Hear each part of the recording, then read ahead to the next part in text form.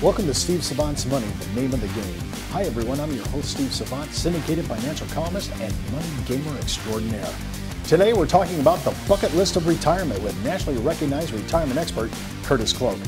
Well, welcome to the show, Curtis. Thank you, Steve. Well, I'm thinking about, as I head to retirement, it's not too many years out now, I'm thinking about not only retiring, but hey, what's my bucket list during retirement? But before I talk about my personal bucket list of lifestyle and the things I want to do, we got to talk about our bucket list. Where's our money in? What bucket is it in? I love your concept here of these three classes of money, and I like the way you've really made it easy to understand. Let's walk it through. You've been doing this for years. You have huge amounts of, you have a huge client population with unbelievable amounts of assets under management, almost $1 billion. So let's talk about your three buckets. And I noticed that you did it by a tax, kind of like a tax issue here. Yes, yes. Well, understand that we have really three classes of money out there. And so let's just talk about the red bucket here, the pre-tax dollars. So understand that these are dollars that are coming into your bucket that could be pre-taxed IRA. And we're talking about deductible contributions here. 401k, 403b, 457, anything that you get a deduction when it goes in. You get tax deferral if you do it right on the way to the growth level, and then when you turn that spigot on, when you start to take something out of there, every single thing coming out of there is 100% tax. Even my original amount of basis? Correct, because you got a deduction when you put it in. You've paid no taxes on the deposit, you've paid no taxes on the growth, and you've paid no taxes now. So whatever I'm taking out of any of these monies that I've had a tax deduction, I'm going to have to pay taxes on it at what? Ordinary income tax? Ordinary income tax, okay. Absolutely. So the second bucket of money is the after-tax bucket of money. And we have two after-taxes, but let me explain the difference. This blue one now. Money goes in, and this could be mutual funds and stocks and bonds and annuities. Now, it gets a little confusing here. There are really four spigots on this thing. It could be long-term capital gains. Okay, that has a different taxing effect. It could be short-term capital gains, which is really treated like ordinary income tax. So the effect of those two taxes, though they're called something different, are really one and the same. Well, one I don't really list here is qualified dividends, different category. But again, the last one I want to talk about is exclusion ratio tax treatment. Now, I don't want to get too deep in the weeds, but understand I've got last in, first out rules.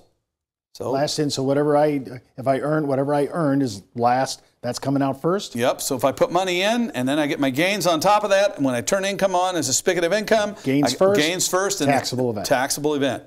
When I have a tax exclusion ratio, put money in, money grows tax deferred. When I turn on the spigot of income, then I get to blend prorationally my gains and my basis.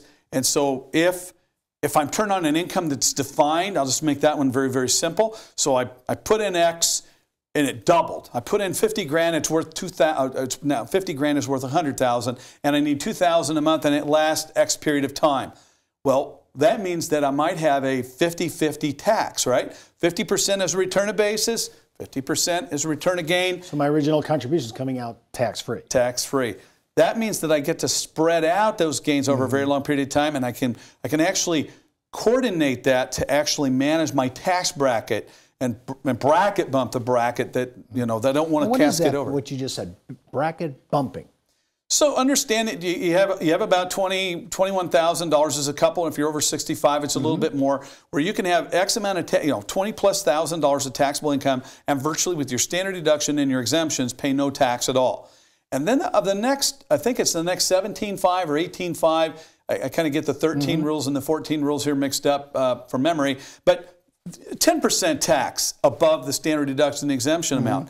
And then when I get to the 15 bracket, I've got another $50,000, $60,000 worth in that bracket for which I can pay. And then so I have a progressive sliding scale. And only that amount that cascades over the waterfall, if you will, to the next bracket is taxed at the higher level. And so by using some of these strategies and paying attention to this, I can get the high income cash flows, but keep my taxability down inside a certain bracket.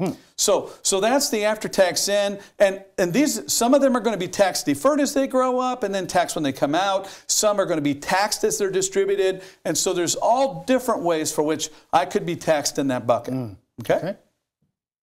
And then here's the after-tax money that goes in, and if I do it right, tax deferred growth, because I don't know if I'm going to play by the rules right, but if I do play by the rules right, and what are they?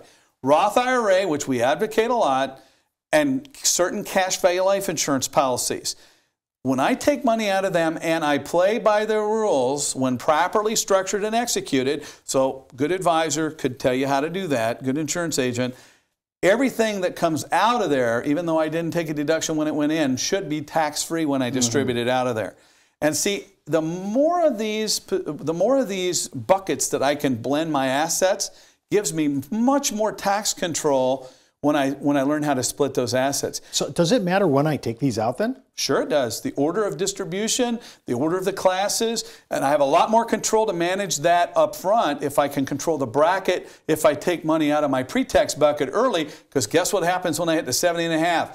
My limitations are taken away. I'm now being dictated based on my asset value and my age, how much I have to take from that. Because the government requires minimum distribution from these qualified plans. So if I can manage taxes to stay in a very, very low bracket and create a capacity, I might be able to move money from this bucket before 70.5 into the Roth, or I might be able to move money into the blue bucket. And so if I have time before 70.5 after I retire, or even while I'm working, depending on my income flow, I can actually work really hard on managing taxes and actually trying to find a way to mitigate monies to each one of these categories. If we do it right, we're going to be saving on taxes, which means we'll have more money to spend in retirement. We'll be right back after this short break.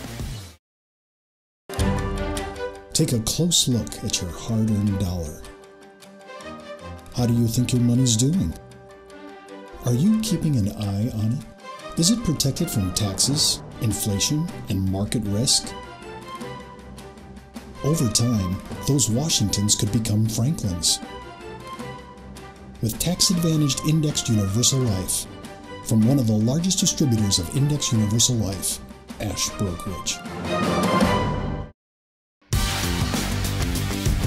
Well, we're back with Curtis Cloak, retirement expert and guru of all that is de-accumulation. We're going to be taking distributions. We talked about our 3 bucket lists and some of the ways that we can play to actually put more money in our hands. But when I think about the bucket list, I also say, okay, I want more money because I actually have things I want to do.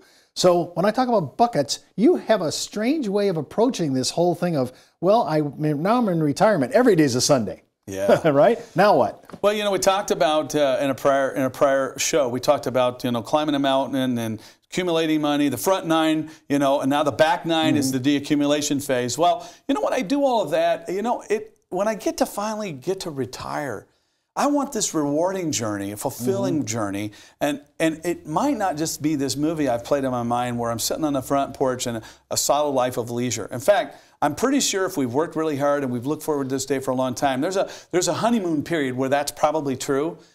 But I'll have to tell you, I can't tell you actually how many retired clients I've worked with, and a seed of depression were to kick in about 6 months in because they've lost an identity or they didn't build, they didn't have a plan for what they were going to do to feel fulfilled in their retirement. And after a while, it gets really hollow when all it is a life of leisure focused on themselves. Now, are you saying, though, that most Americans, they look forward to retirement, but they don't have a plan on what they're going to do in retirement? Absolutely. Is that pervasive? It is pervasive, and it's something that there's financial aspects of retirement and there are emotional aspects of retirement. And what I'm finding is if we don't marry them up as we help educate our clients to prepare for retirement and get into retirement, we say that this should not just be to retire, but I think it, for fulfillment purposes, is a time to refire.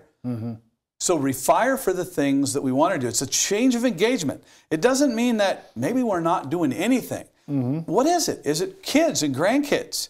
Is it the library or the church? Is it some mission project, you know, in the U.S. or abroad? What kind of fingerprint, what kind of footprint do you want to leave? What kind of memory would you like to have as a lasting impression of your own life? When you introduce this to a client, Curtis, is it a lot of times, is this their first time thinking about this? Yes. Yes. See, that amazes me. So really, part of your practice, you think it's all about math and logic and using all these modelings to produce a great retirement plan.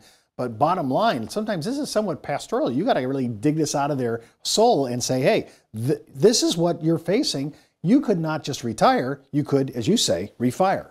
You know, there was an article about a physician not too long ago I read in the Dallas newspaper. I believe it was a Dallas newspaper as I was traveling, that basically killed himself. And they found this guy dead with the gun still in his hand. And there was a note next to him. He said, you know, this day I was a doctor, and this day nobody knows me. And so people lose their identity, and they lose their purpose. And so we say, look, it may be a change of engagement where I've bought my floor, or I've bought my income max, or my lifestyle finish line of income, and now I'm going to work for things that get me out of bed in the morning that have more meaning, and I have more passion about it than when I was actually working for pay. Because I've built my pay, I've built my income floor, I'm going to work on things that really matter. And I think people need a reason to still get up in the morning every day and still engage in life and feel fulfilled, feel a deep purpose. And I call this an attitude of abundance over an attitude of scarcity. What do I mean by that? Sometimes people play that movie in their mind about what retirement's going to look like, and then when we do the calculations, sometimes we don't tell them what they want to hear. I have to tell them what they need to hear. And sometimes they still want to retire, but they now know mathematically that the movie they've been playing at the level they've been playing, it can't happen. But I need them to reboot their thinking. I need them to start over, act like the movie they've been playing didn't exist, and they replay it. If I can help them accept it emotionally, what can financially and economically and reasonably and responsibly happen, I get them into a place of abundance. It's not about dollar bills in the bank. If I don't, and I let them think that they might be able to do what maybe they can't or shouldn't project doing, they're always going to live in a place of scarcity. And I want to talk about what Viktor Frankl said. He said it so well. Ever more people today have the means to live, but no meaning to live for. And I think retirement is what that's all about. Last thing people want to do when building a significance is they don't necessarily want to worry about the market. I'm not saying they don't have assets in the market, but certainly not the assets generating income are going to be subject to market. And there was a study done by the Society of Actuaries that said those that have an asset base, that an income stream for which they can't destroy or outlive, they just live longer. We call this, Steve, refirement, not retirement. So you're saying they actually have actuarial proof that people who have security, financial security, actually live 2.5 years more.